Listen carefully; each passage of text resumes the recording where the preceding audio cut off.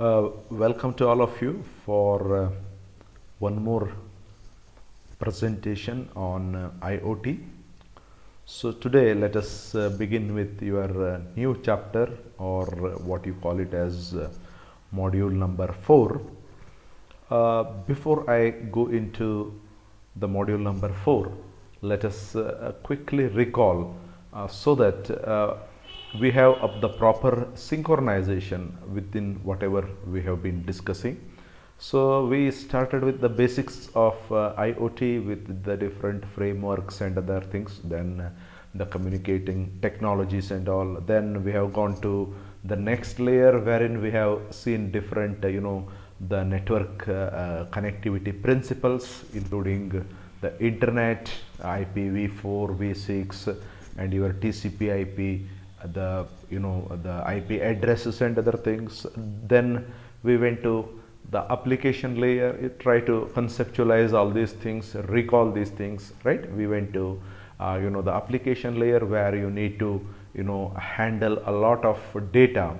So we went into the data gathering, data enrichment, the data transactions, so which again led us further into the concept of business processes, business intelligence and all, right? So then we have seen how do you acquire the data, how do you consolidate the data, right? How do you analyze the data, where we have seen some of the concepts like data mining or big data analytics. And finally, how do you use the cloud service, right, for the analysis of the data, for handling the data, who are the different cloud service providers, how do they supply their service in terms of the data handling is concerned, right? So what are the different platforms that we use, all those things we have seen.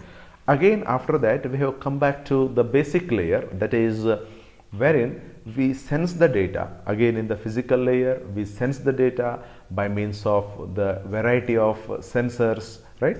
So which are the sensors we generally come across, what basically are the smart sensors, all those things we have seen. After having seen the different type of sensors, we have seen some of the actuators as well. Then we have seen what are the situations in the industrial IoT, right? How we will have the different things conceived as long as an industrial IoT application is concerned. And after that we have seen two important sensor technologies, one with respect to your radio frequency identification devices, that is RFIDs, and the second one is the wireless sensor networks or the wireless sensor nodes, the different architecture of the wireless sensor node or the wireless sensor network itself we have seen. So this is how we have come again back to the sensing technologies, right? We have once seen till what happens in the application layer, right from the physical layer. Then we have now come to the sensor technologies. After sensor technology, now you will have to have something else as long as your hardware is concerned, because the hardware in your IoT plays a very important role, right? How do you make the connectivity between different entities? Could it be your physical layer, could it be your data link layer or the network layer or your application layer? Everything needs the physical connectivity in some of the aspects. In some of the aspects you may not have the physical connectivity, you may have the connectivity by wireless means and all, using the different protocols and all. So that's a different thing, but in all the cases you need some of the processing devices, very much essential, right? So that's where we will be studying about the embedded computing basics. So here we discuss about the embedded computing basics. So in this particular topic we will be basically concentrating on the embedded software and hardware units, as you can see here, embedded platforms for prototyping. So this is a very important word. You must be knowing what exactly we mean by prototyping, right? So basically it is an early sample. If you Google, you can get all the information. So whenever you want to devise a module of your own for a specific application, right, an early sample or model or a release of a product, right? So to test the concepts or process, it is not an end product, but when you have it, so it almost resembles your end product, maybe in terms of its functionalities and all, but it is slightly different from the one which is deployable at the end, right? So that should be a complete product once it goes to the deploying state. So a prototype is a model, early sample or model of a product, basically to test the concept or the process that is involved in that sample. So the different embedded platforms for the prototyping we will be studying. So some of these things are very well known to you. Many of you must be familiar with using the Arduino boards, right? We have something called as Intel Galileo, then Intel Edison is there, then we have the Raspberry Pi, which is one of the most widely or versatilely used embedded computer nowadays, right? We have got BeagleBone from your Texas Instruments. There are so many other things as well, right? So as per our curriculum is concerned, we will be discussing about some of the salient features of all these things which I have just made a mention, and things which are always connected to cloud. What we mean by things which are always connected to cloud, that also we will have to see, and after that we will have to see the prototyping embedded system software. Right? After having seen the hardware, we will have to look into the different softwares, devices, gateways, web or cloud services. Now togetherly all these things whatever we have here, so they deal with a kind of hardware product which is or hardware system which is essential for us to realize a typical IoT application. One thing is that you have got the sensors, then you have got the physical layer, data link layer, network layer, application layer. This gives you a holistic picture, overall view of what are the possible entities that might be seen in a IoT scenario. But if you want to realize a particular application, the hardware part plays a very, very important role. Hardware, that doesn't mean that it is only one component, could like a microcontroller or something like that, but it is a system, right? It encompasses everything and anything which is very essential in materializing a particular application as per the requirement.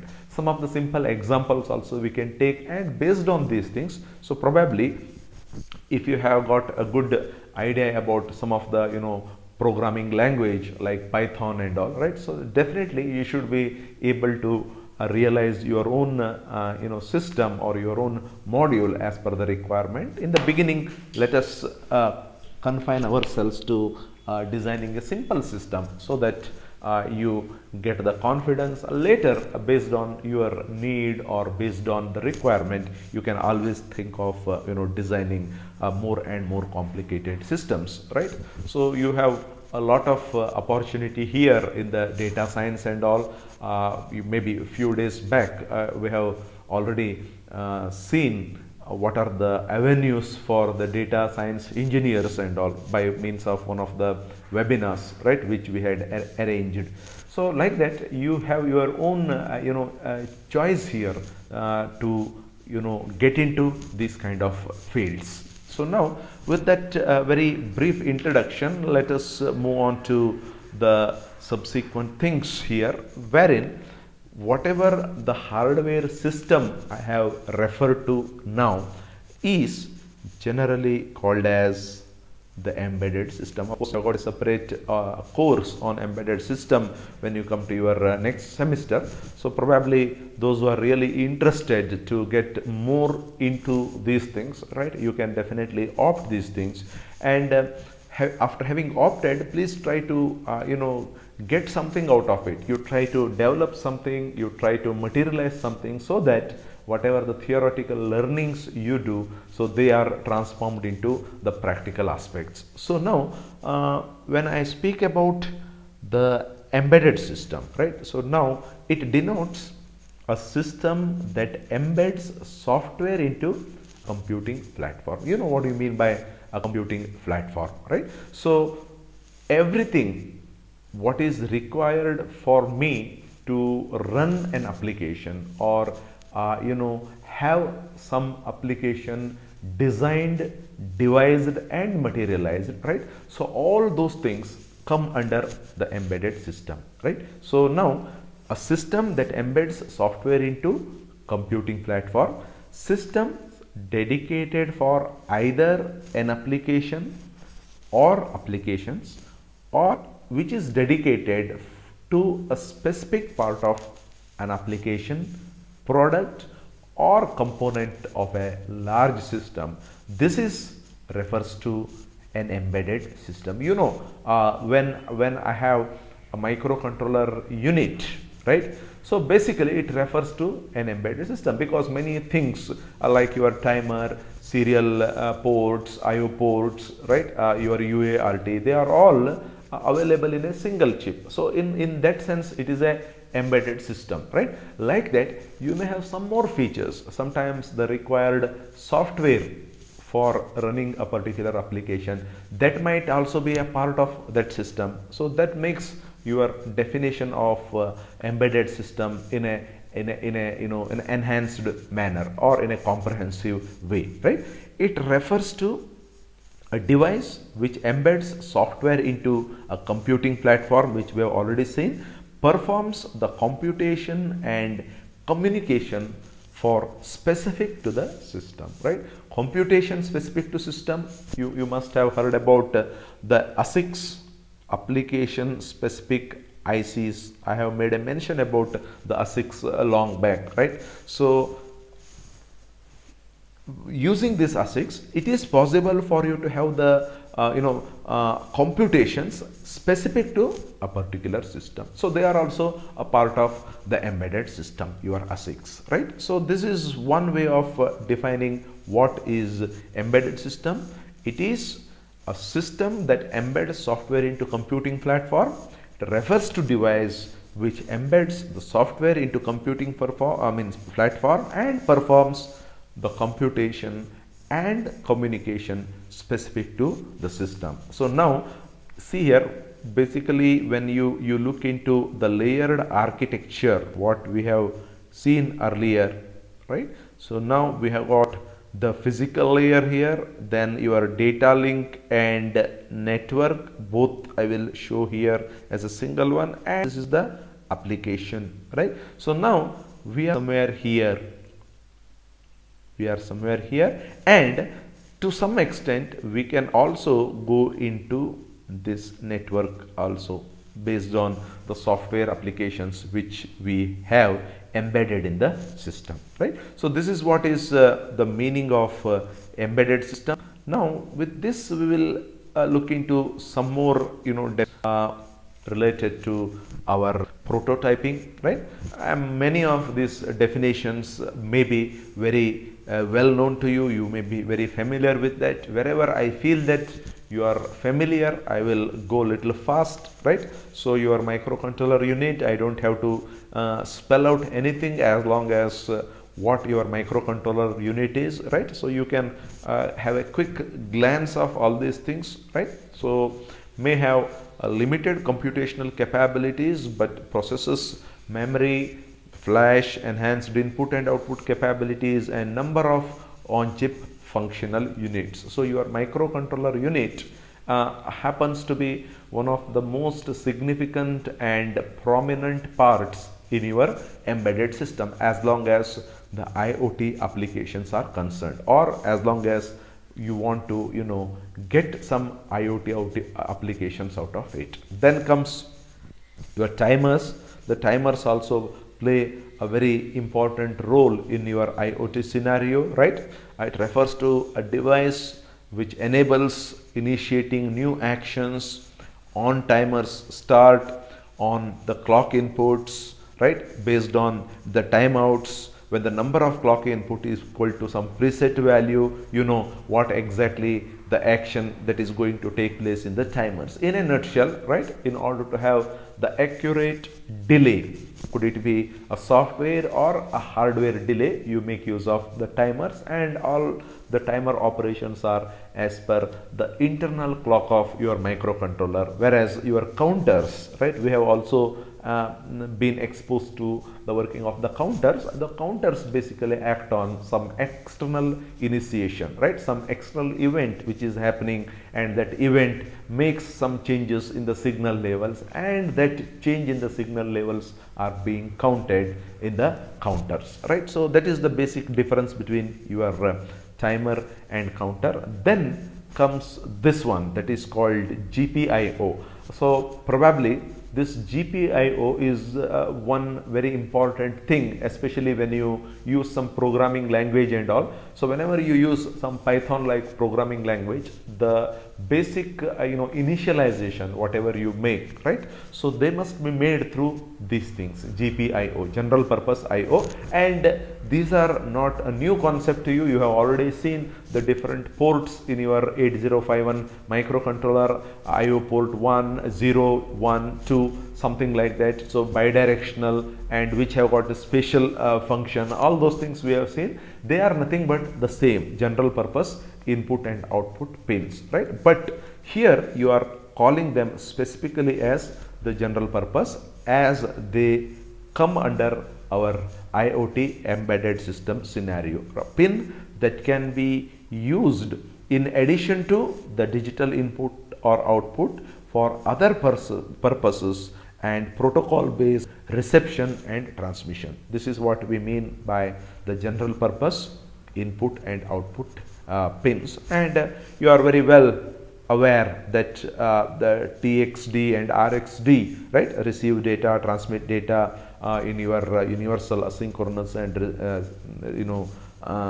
serial transmitters and receivers, right. So like that you have got the different kind of outputs, right, maybe which are used in your I2C communication, in your pulse width modulation communication, or analog inputs or outputs. So whenever you speak about your ADCs, right, you have got the ports there by virtue of which the analog data which is getting converted into digital data and which is being fed into your microcontroller. Like that you have got the timer outputs T0 and T1, which are some of the common type of things which you can recall here. Then after having seen the general purpose input and output pins, we move on to the ports here, right. Could it be a general port or specifically universal serial bus USB port, right.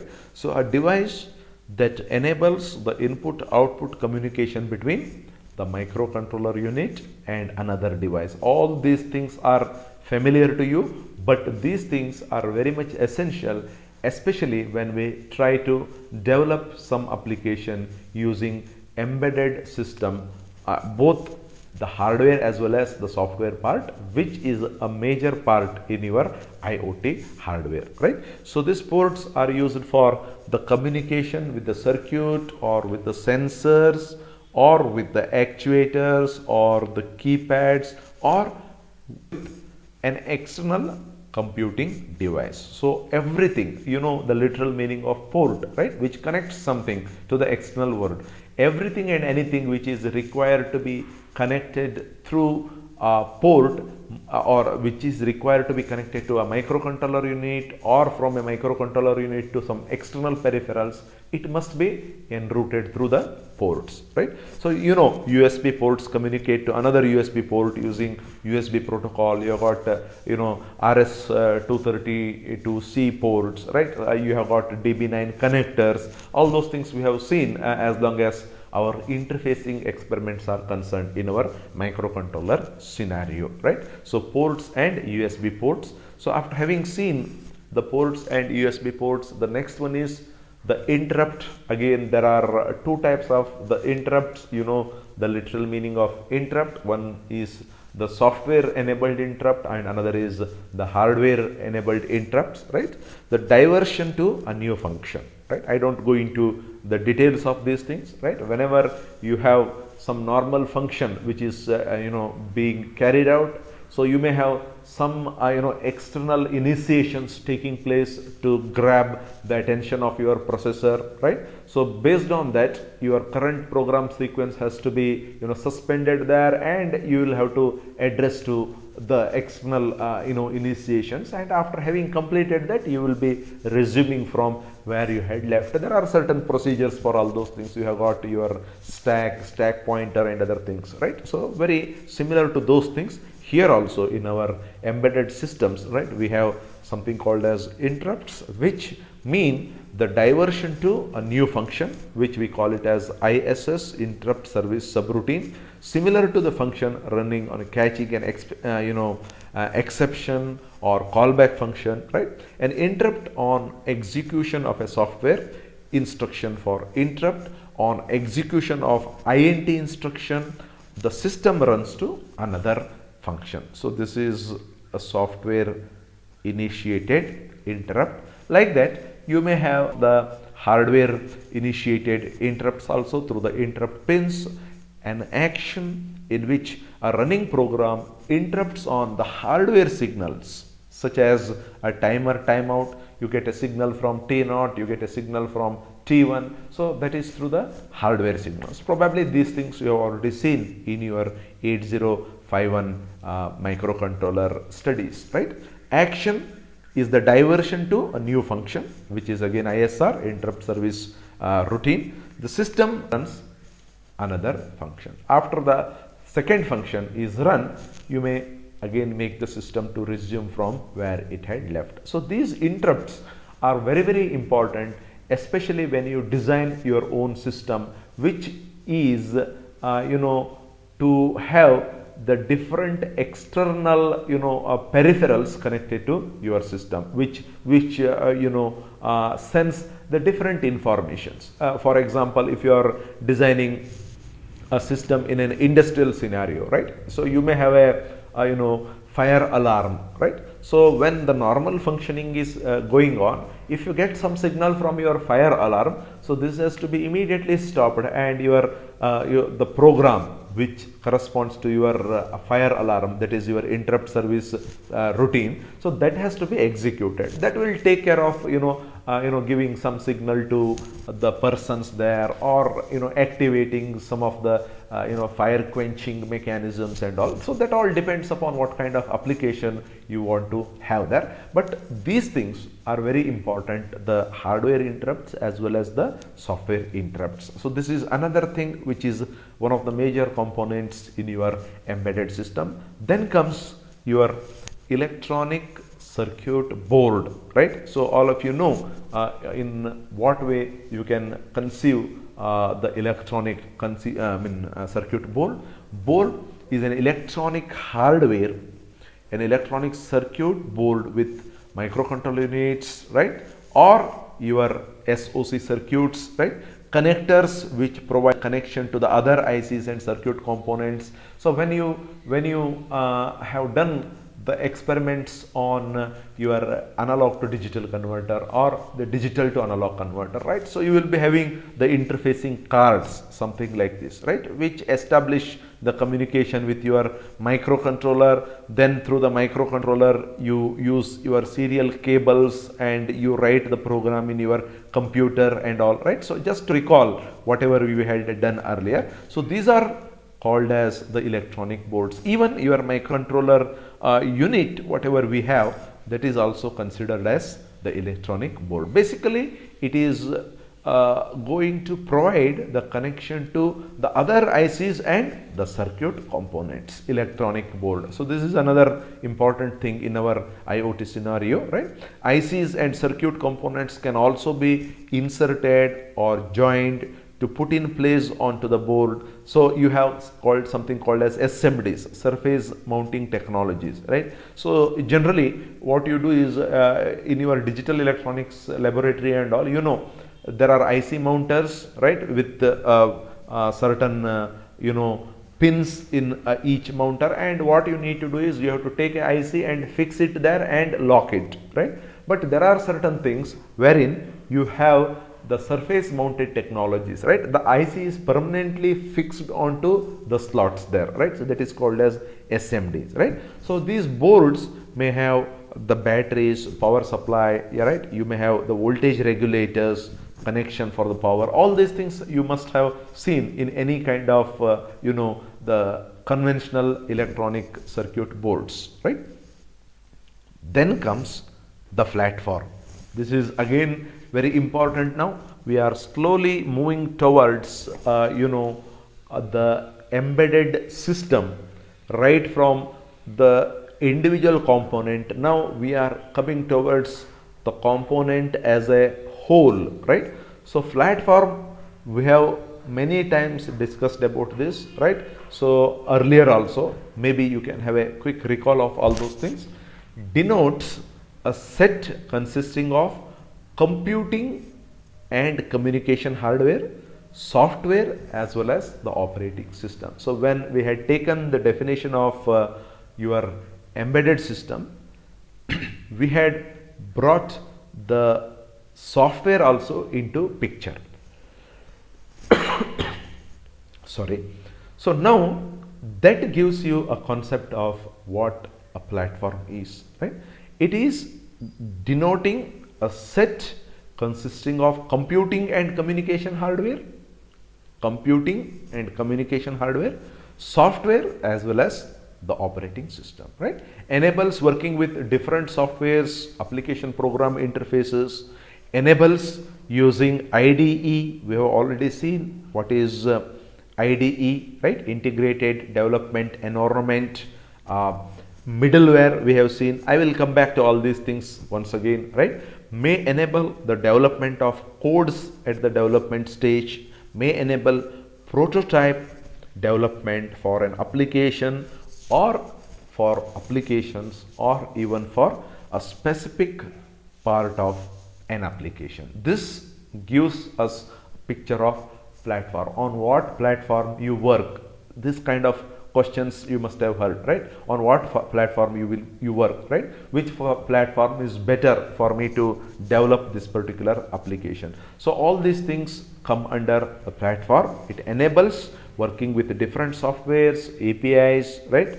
IDE enables using IDEs, middleware, right? May enable the development of codes at the developmental stages, may enable prototype development for applications or specific part of an application. This is what we mean by platform in our embedded system scenario, right? Then the hardware module, right? Nothing to mention about this, all of you know. A smaller form factor hardware, right? So what do you mean by smaller form factor here? You may be knowing what is the meaning of a form factor in terms of your rectifier and all, but here in the electronic hardware, the form factor defines something else, right? It is basically defining the size. It is basically defining the size of the electronic system or the electronic component or the electronic board, right? A smaller form factor hardware which can be placed onto the board. So your hardware should not be too big, right? It should be as small as possible. Of course, thanks to the VLSI and the other kind of technologies which have come, which have made the boards smaller and smaller nowadays, right? So that's what we mean by a smaller form factor. The number of components or the size of the board should be optimum. It should be as small as possible, right?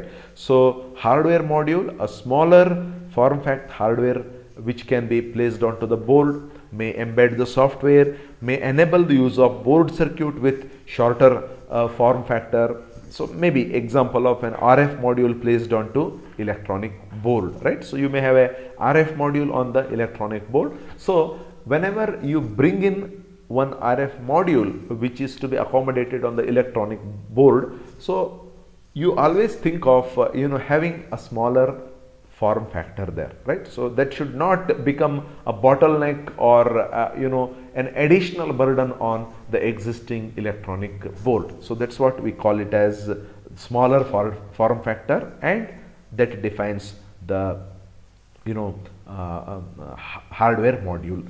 Then comes the shield, a supporting circuit which connect with connection pins, sockets and supporting software, right? If you look at this diagram, so probably, so you should be able to understand what exactly is a shield. So in this diagram you can see a supporting circuit here, right, in order to have the connections and other things, right? So that is what we call it as shield.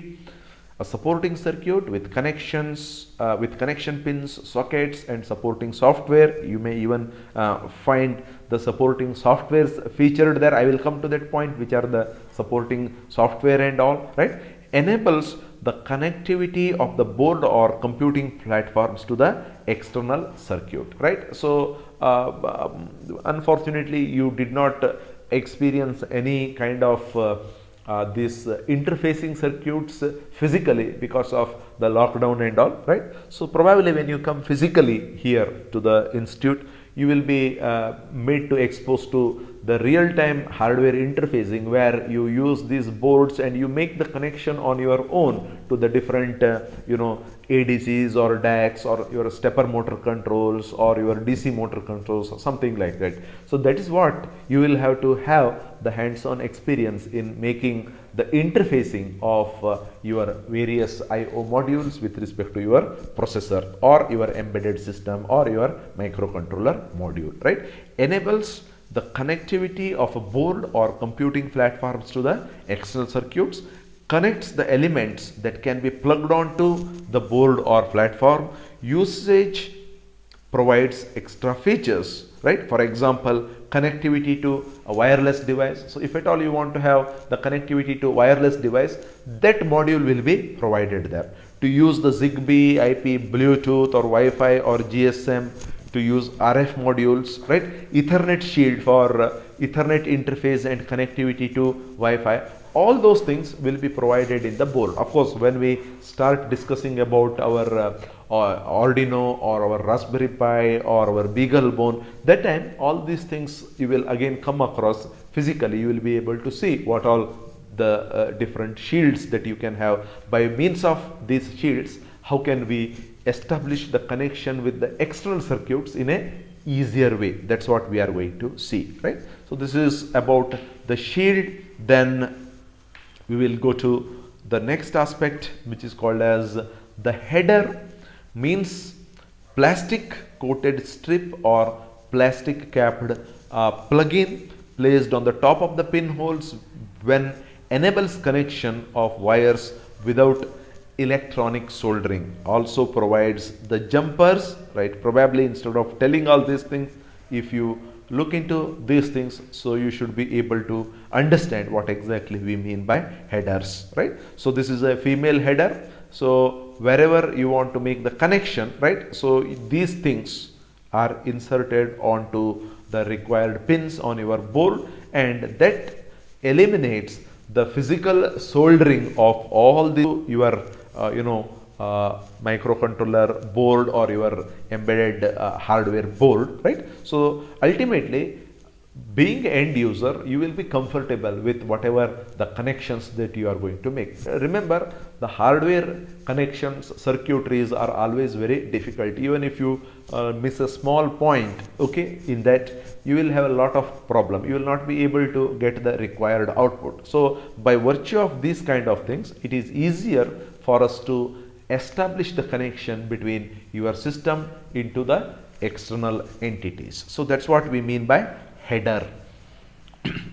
Jumper, header and jumper, wire with a solid tip at each end, which is normally used to interconnect the components on an electronic breadboard, right? Usage of jumpers for transferring IOs or signals to or from pins, right? So we have already seen that kind of things. So you may have some wires here, right? So these may go to the different parts required in the system. So these are some of the basic definitions, right, which you need to understand as long as a typical physical embedded system is concerned, right? So all these things togetherly make a physical realization of embedded system. So could it be your microcontroller unit, right? Could it be your board, electronic board, whatever I have made a mention, right? So could it be ports, could it be your general purpose IO pins, right? Maybe a USB connectivity, right? So a platform, what we call, right? A module, shield, header, jumper, right? Maybe the interrupt connections and all, right? So all these things will result into embedded system, which even includes the integrated development environment as a part, right? So what is IDE? This IDE several times we have discussed in our earlier discussions, right? Set of software components and modules which provide the software environment for developing and prototyping. So this is what we call it as integrated development environment, right? You want to have your own development or your own system developed. Maybe an example of your Visual Studio. Using a Visual Studio, it is possible for you to develop your own system, right? As applicable by Visual Studio. That is called as IDE, a set of software component and modules which provide the software environment for developing and prototyping. So this is also maybe considered as a part of your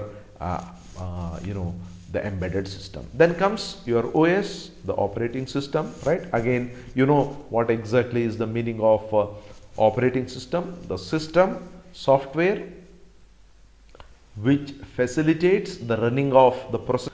Memory allocation takes place, right? System calls on to the iOS, facilitates the use of network subsystems, right? Manages the device, priority allocation for the process and threads, enables multitasking and running number of threads. All these things we have already come across earlier.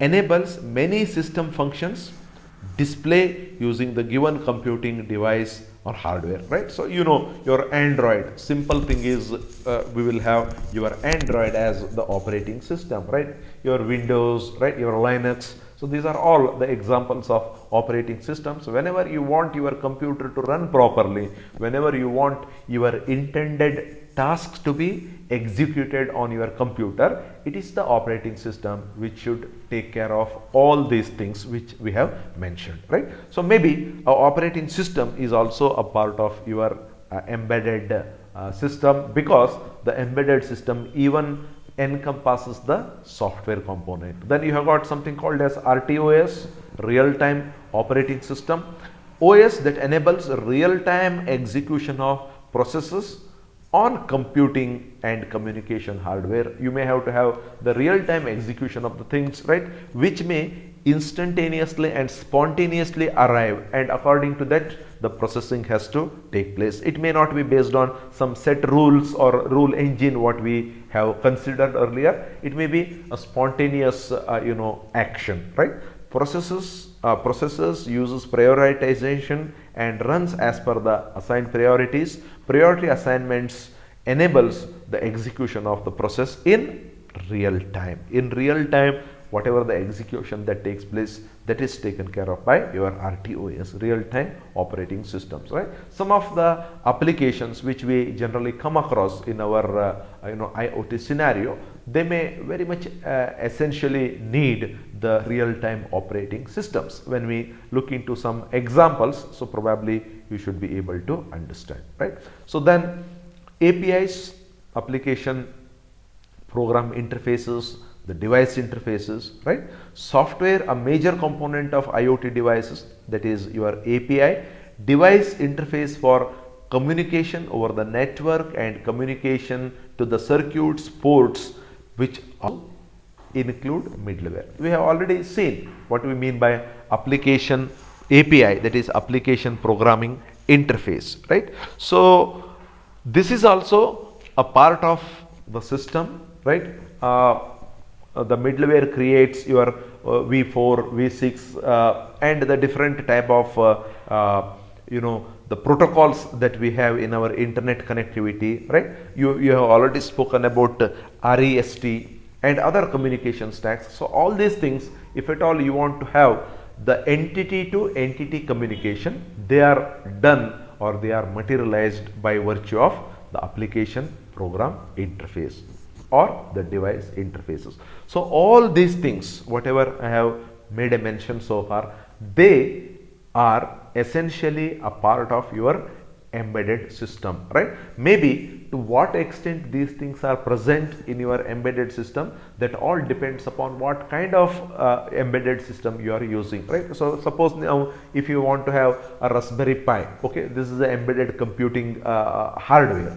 So now when you have Raspberry Pi, you have got different versions in it. Anyway, when we go into the details of the Raspberry Pi, you will be able to understand, right? The latest versions will be having so many features, and accordingly so many other additional things or add-ons may be included in terms of your APIs, or include in terms of your the operating systems or your real-time operating systems and all, right? So that all depends upon what kind of feature a particular embedded system exhibits, right? So this is about the application programming interface and device interface. So then next actually again the device interface, you can quickly go through this. A connectivity interface consisting of communication APIs, device interfaces and processing units, software commands, the action on the message or information received, followed by the hardware ports output for the actuator. So these definitions and all you will see as and when we come across a typical embedded system application. Then you may have something called as we can see here, you know what is the meaning of simulator. Enables the development of the computer without any hardware need. Then prototyping the hardware which can be connected to embedding the software and further tests. Whenever some action some task is to be realized, it is always advisable to run it on a simulator, which gives you a lot of freedom of changing the variables, right, changing the data, for testing the systems for a variety of conditions, which is not possible by using the actual hardware, neither by virtue of the time nor by virtue of the components involved there it is possible, right? So therefore you need to have simulators, the different simulators. Your Keel is the best simulator which you have used in your microcontroller and all, right? So any kind of program you can run on the system, and you can change the variables for different conditions, how the system behaves, how the system responds, all those things you can get to know. And after you confirm, then you will have to go with the real-time implementation. Please remember, there will be a lot of difference between a simulator and the real-time things, because the real-time things are always the real-time things. You may have any kind of awkward situation coming, you will be facing, but if you are prepared for that with the variety of the inputs, change in the inputs that you give in your simulator, then it is easier for you to come across and face the real-time situations, right? So that's what we mean by the simulators here. Then in our next presentation we will move on to the software part of the embedded system. So far whatever we have seen is the hardware. Maybe we have included some of the components of the softwares also, like your operating system, API and all, right? But exactly, so what are the different things you need to have as a software component in your embedded system, that we shall see in our next presentation. If you have any doubt, please get back to me immediately. Thank you.